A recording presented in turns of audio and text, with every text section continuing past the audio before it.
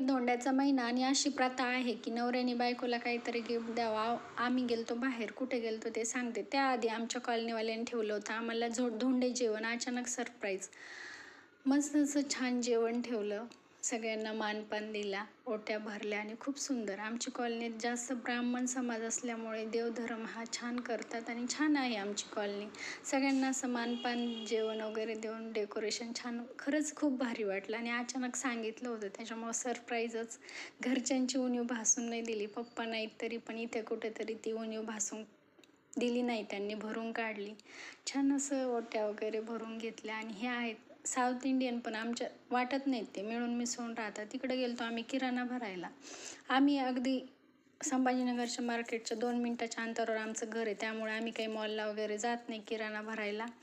इकडं चिठ्ठी दिली दुकानदाराला, एक मस्त किराणा पॅक करून ठेवतो. इकडं घाण्याचं तेल घेतलं. आणि हे आमचे दिवाण देवडीचे गणपती बाप्पा, एवढी मनमोहक मूर्ती आहे ना.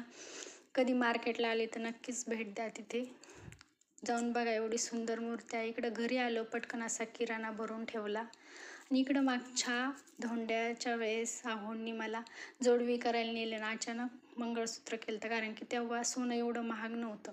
यावर्षी काय करतील माहीत नाही, त्यांची कुठली गोष्ट सरप्रायझिंग असती. Thank you so much. माझ्या चॅनल लाईक सबस्क्राईब करा.